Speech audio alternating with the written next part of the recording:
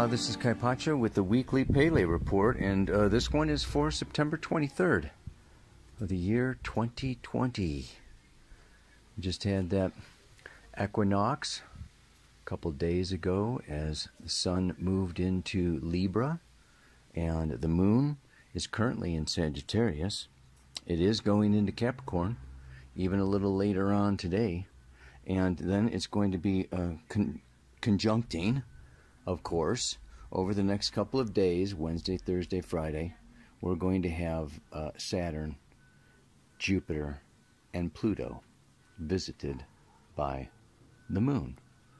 I may as well I'm up on the ladder here in my backyard. I love this plant. It's called the poor man's umbrella, and it's just one of my favorites. I wanted to share it with you today. And it was sprouting quite a bit more in the middle, but alas. So that moon moves through Capricorn, right? And I mean, this is a heck of a week, I have to say. We have a T-square going on, okay, as that moon moves through Capricorn, right? Mercury is moving through late Libra, opposing Mars, moving through late Aries, conjuncting with Black Moon Lilith, also conjunct Eris, and they're all around 25, 26, 27 degrees. So if you've got something hanging out around 25, 26, 27, 28 degrees, particularly of the cardinal signs, okay, this is going to really be a bender of a week for you. and then, okay, you know, by Saturday, the moon does go into Aquarius. I want to show you the, you know, this is just so amazing how how this beautiful, amazing. Let me come around to the other side here.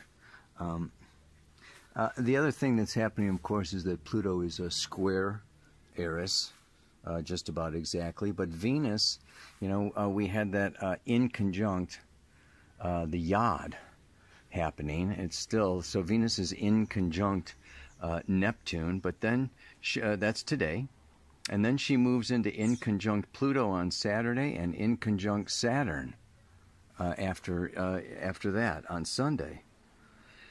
Last but not least, definitely, I want to talk about this today, the planet Saturn. Stationing, stopping, dead in his tracks, of course, from the geocentric, earthly point of view. The planets never stop, but it appears as an optical illusion. It's been going retrograde for almost 6 months, and now it is going to go direct, and that is happening on Tuesday. So next Tuesday is a big day. Mars is exactly square Saturn. Saturn goes direct, and the sun has moved up into Libra and is going to be in opposition to Chiron. The exact opposition is Tuesday, but we may be feeling that sun in opposition to Chiron, you know, all through the weekend. Yeah? So let me look at the camera and talk to you about what all that means. All right, everybody. What is it like these days? The image that came to me is the trampoline. I used to do some gymnastics, and you would bounce, right? And you would go down, and the mat of the trampoline would get tighter and tighter, and you would sink down as far as you could, and then it would propel you up as high as you could. And then when you were up there, you would try to, like, you know, come down as fast as you could, because even though you can't, but it's like you try to, like, really, and then bend your knees and shoot off at just the right time to go even higher. So just think of it. Saturn went all the way up almost to 2 degrees Aquarius, and now he's gone retrograde, and he's on the mat of the trampoline, and he's gone down, and he's down as low as he's going to go, and then he's going to shoot back up again. Right? Jupiter just shot up just, he's starting to go, okay? And Pluto is still retrogrades, the big bad boy is going down, down, down, down, down. And what we can say is just consider this. In the northern hemisphere, which is where a lot of the Greek astrology came from that we look at, this is the fall equinox, where the night overcomes the day. The darkness is now on the rise, and the days get shorter, and the light gets lessened as the dark rises all the way to the winter solstice on December 21st. This year is a huge solstice. Jupiter and Saturn come together right on the solstice, December 21st. This is the closing, okay? It's like we are going down, down, down, down. Mars is retrograde until November, going down, down, down. We can just look at, going forward as going up, going retrograde as coming down, and then, going forward, going up again, right? Yeah, this is the way these planets go. And so, what we're doing is, we're coming into this 2020 is this year of initiation. This is a year of coming down into the mat as low as we can go. And I say that really that low point is going to be the Jupiter-Saturn conjunction. Because you could also look at it as the conjunction is the seed, or the low point that grows up to the full moon and then, descends again, going back into this balsamic phase of Jupiter-Saturn every 20 years. So we're in the closing of a 20-year cycle. It's going, and this is just this time period of, and what I look at it as particularly, Saturn, this is as close as Saturn is coming back to Pluto. So we have the Saturn-Pluto conjunction. Now he's going direct. He's going to be moving away from Pluto. Okay. But Jupiter is yet to hit Pluto, and then Jupiter's going to, talk to Pluto and catch up to Saturn and, give Saturn another dose of Pluto before he moves on. So we're having this, this stellium of Jupiter, Saturn, Pluto is like a board meeting is what I call it. These three big guys, boom, the heavies are really getting together here. And what is this about? What is this about? This initiation, it's like a test. This is a test. And Saturn, Pluto is death, release, let go. In Capricorn, let go of old structures, old forms, old ways, old laws, old rules, old paradigms. It's just, and Saturn is coming along, and Jupiter is coming along, and this is just like a whole period. Saturn, Pluto, conjunction, square, opposition, whenever these guys come together, it is always what we call a removal of excess. A removal of excess. You may not think that it is excess. You may not think that you have too much money, too many friends, too much free time, too much work, to be too famous. You may not think that you have too much, but Saturn, Pluto brings you down to, the other word with Saturn, Pluto is essential. What is essential? I've likened it to the banana getting peeled, the snake shedding its skin. We are all getting stripped bare naked. And what is this going, what is this about? It brings us to our core. What are you made of? When you've got, let's, strip away your reputation. Strip away your money, even strip away your health. Okay, strip away your relationship, strip away your family, strip away your, get down to the bare bones. Saturn rules bones. The bare bones of what you're made of who you are. This is the midnight point. This is the low point. When there is death, this low point is getting down to the bare nothingness, the root chakra, death, ending. You're done, finished. That trampoline mat is stretched down as you are as low as you can go. So we're still, like I say, we are on our way down until December 21st. That Saturn-Pluto, that Saturn-Jupiter conjunction is going to then send us, okay, on another 20-year. It's going to be 10 years up and then another 10 years down. But, for now, we can say that, it kind of went up in 2010, kind of started descending again, and now we're going to... Life is a trampoline, man. It's in and out, up and down, black and white, light and dark, positive and negative.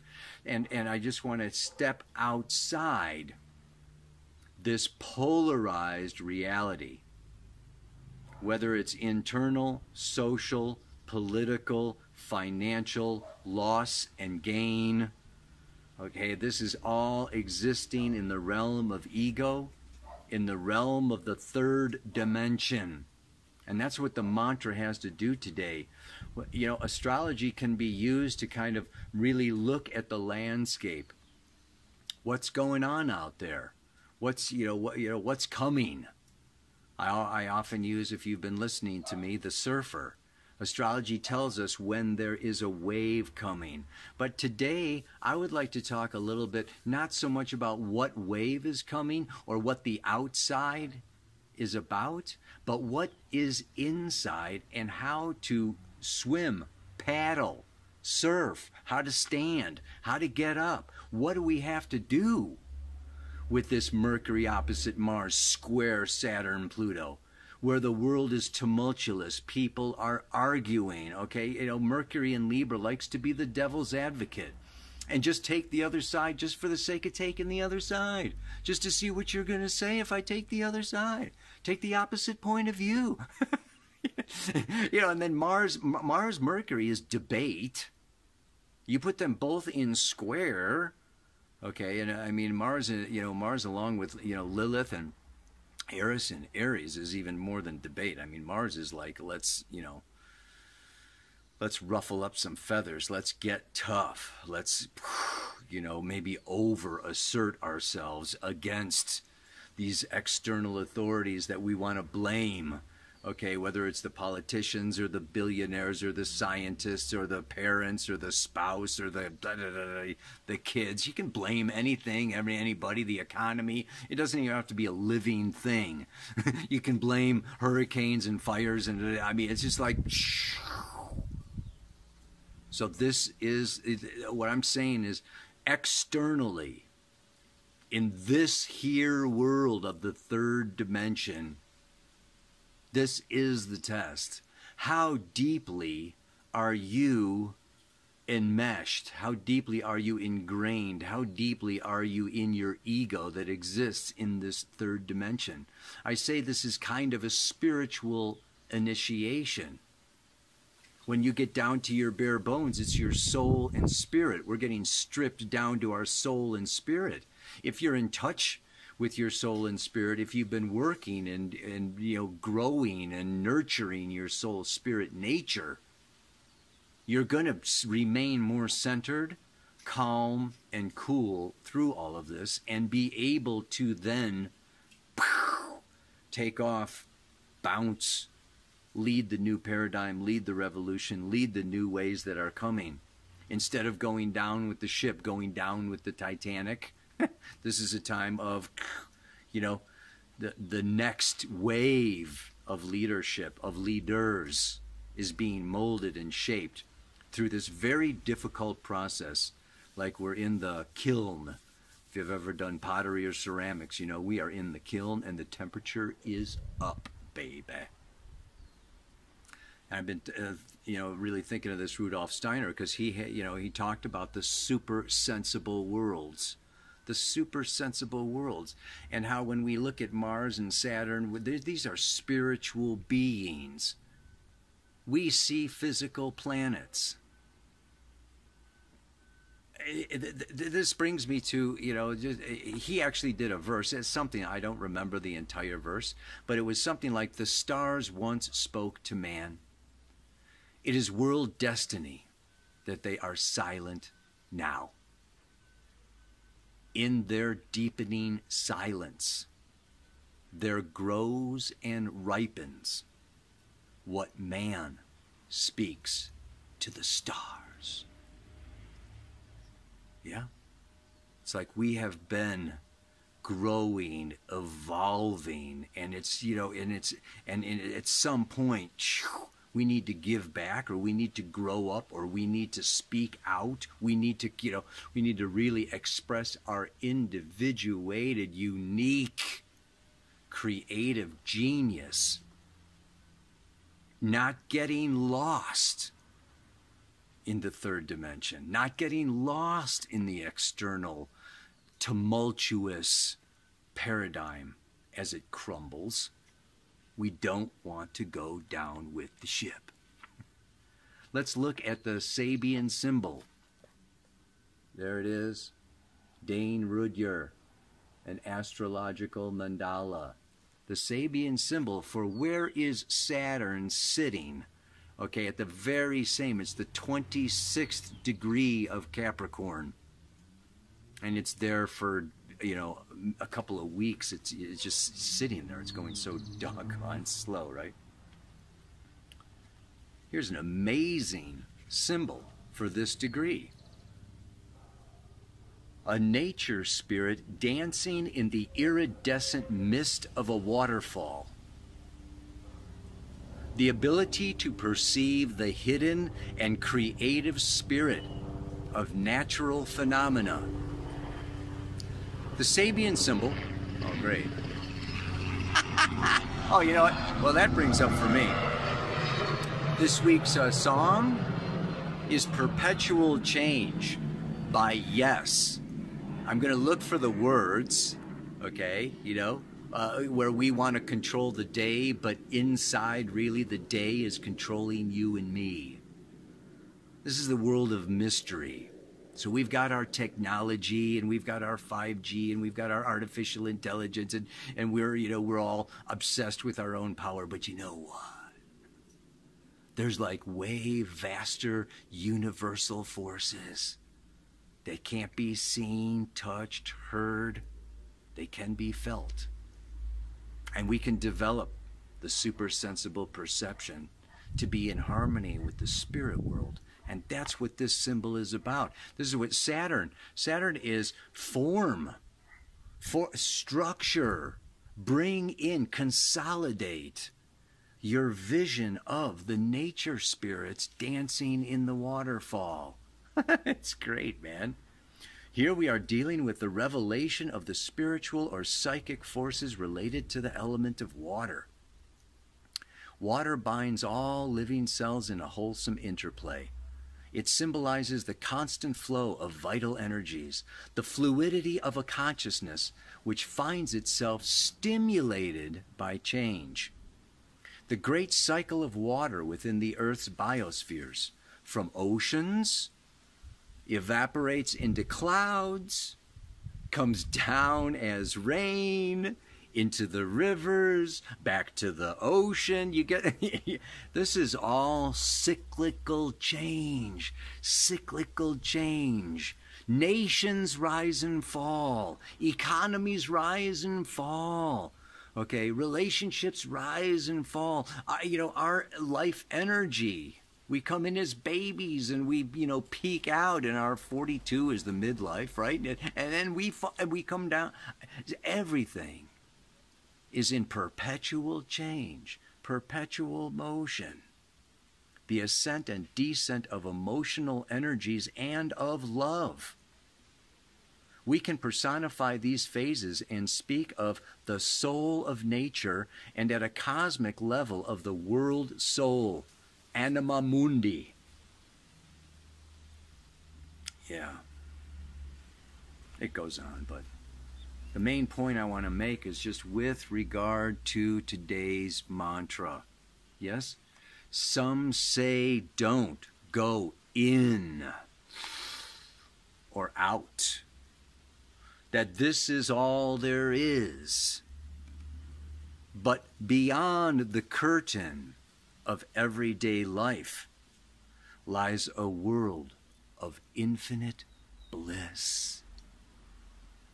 I got stripped this year. I've been doing Kundalini Yoga since 2008 or so, teaching it, and what happens? Yogi Bhajan, gets exposed as this big, corrupt, gnarly, nasty, oh my God. And the whole Kundalini Yoga community, gets startled and shocked. And, what I've believed in and followed and listened to and even practiced for so many years is just like stripped away. Okay, and that was my way in. And when you go in, you can go up and out. Open that crown chakra, right? You go in, you silence your mind. You silence yourself. You go in, you withdraw from the third dimensional Mercury left brain, opposite Mars, square Saturn, what's going on. You leave that little Mercury brain behind. And you move into the realm of Pisces and Neptune and Jupiter, and you expand outside. So the in and the out go in and go way out. Breathe all the way in and exhale all the way out.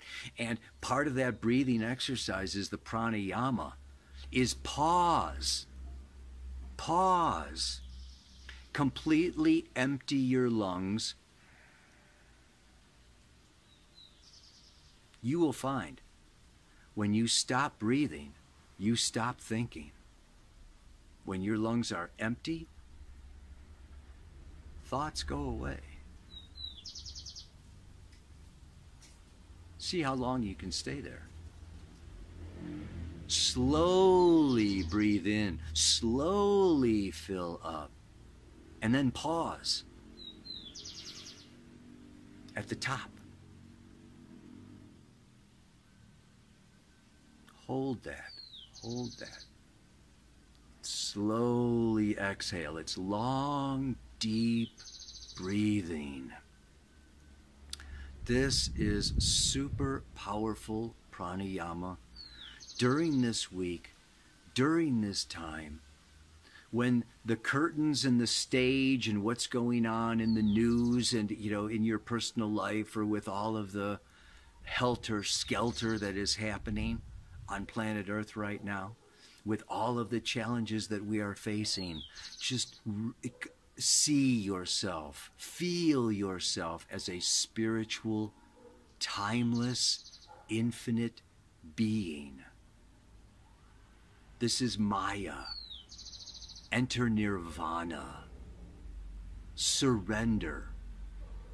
If we even look at this T-square, we've got Mercury opposite Mars squaring the boardroom up here in Capricorn, with the moon actually now also moving through Capricorn. Whoa. Yeah. What is it? The opposite point that's empty, that wants to be filled, that will balance out the diamond. This is Cancer. Water. The nature spirits in the waterfall. Cardinal water. Come to Cancer. Come down and feel and see. I love it when I love waterfalls, right? And the mist comes up from the waterfall, and 9 times out of 10 there's rainbow, rainbow, rainbow, rainbow. The nature spirits love waterfalls. Look for those nature spirits. I encourage you to go in and to go out. Not like some say don't go in or check out. But this is all there is. But beyond the curtain of everyday life lies a world of infinite bliss. Yeah. Go for the bliss. Let go, let go, let go. Come into the place of peace and stillness. Namaste, aloha. So much bliss.